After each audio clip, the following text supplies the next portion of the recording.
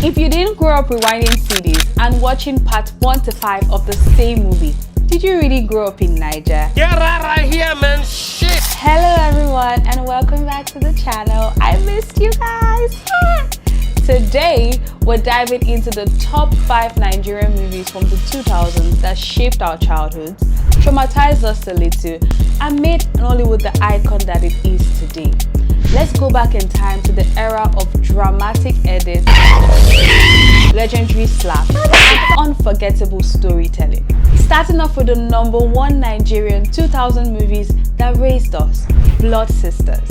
Genevieve and Omotola together in one movie as sisters torn apart by betrayal, tragedy, and envy.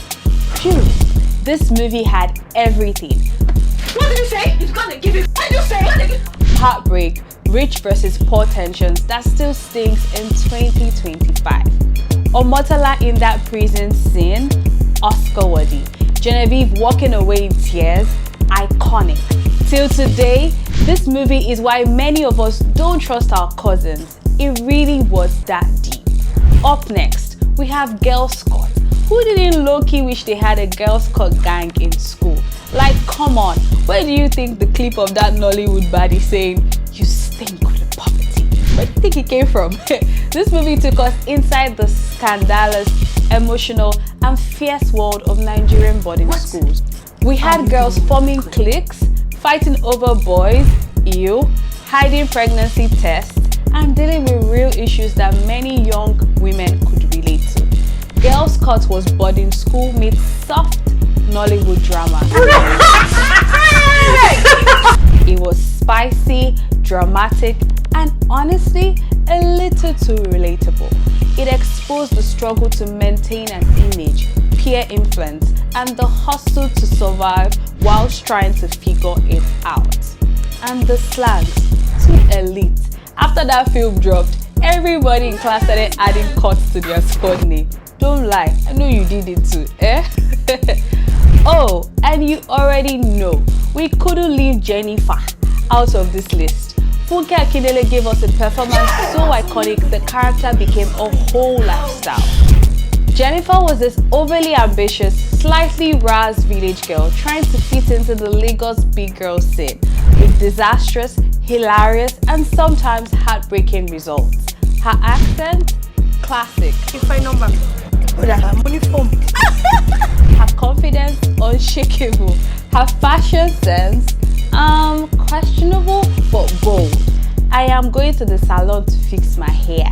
Grandma was crying, but we were laughing our asses off. This movie didn't just make us laugh. It exposed the challenges to belong in a world that constantly judges them. And Jenifa, she reminded us to stay true to ourselves, even if our English sounds like he was grinded with okra soup. Everything. And guess what? Over a decade later, she's still serving as Jennifer's diary. If that's not GOAT behavior, now tell me what is. Next up, the movie that introduced a duo so iconic, even Hollywood had to notice. Aki and Ko, aka the federal government of troublemakers. These two boys weren't just actors, they were national agents of chaos. Children of the devil. Their comedic timing was impeccable with their unhinged schemes, and gosh, let's not forget their legendary ability to frustrate adults. Hey, what? Even us the viewers. From stealing meat to turning the whole village upside down, this film had the whole country laughing. Aki and Ko reminded us of those days when you and your sibling would commit crimes together and then snitch on each other with zero shame. Chinedu and Osita Iheme brought something fresh, slapstick comedy with heart. Stupid. After who is he? Shoot him. And let's be honest, Aki's insults alone, because of how painful they were enough to start fights in the whole compound. You watch this movie now, I need to do a rewatch, and it's still just as funny. It's timeless Niger chaos at its finest. And who knew back then that the facial expressions would later dominate the meme world? I love me some memes, especially Pawpaw's own. Osita, call me!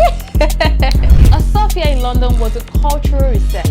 Our very own Uncle Nkemowo carried this film with pride, spice, and of course, plenty wahala. The only time remembers people here is when the person died. Why can't you remember person when the person is living? Or Sophia, a simple village man, gets someone to London to inherit his late brother's estate. Sounds easy, right? You're wrong. London wasn't ready, and neither were we. This movie was our introduction to Japa before Japa became the norm. And the best part, Sophia didn't have to change for London. London had to adjust for him. Somebody say power. This movie was one of the first times we got to see a clash of cultures in such a comedic way. The Ajebota versus the authentic village OG. Sophia's London adventures gave us endless meme-worthy moments and his laugh. That should definitely be in the Nigerian Hall of Fame. You could watch it 20 times and still laugh like it's your first time. These movies weren't just films. They were memories, childhood, family bonding, and pure Nigerian creativity. From comedy to suspense, we ate well in the 2000s. So tell me, what movie did you grow up on? Which VCD got so scratched because it was always on repeat? What Nigerian 2000 movies would you want to watch again for the first time? I have a few on my list. So, don't forget to like this video if you enjoyed this nostalgic trip down memory lane. Subscribe for more of our videos and hit that notification bell so you don't miss my pretty face and all the videos that cover this channel. Okay? Till next time, stay creative. Bisous. Mwah.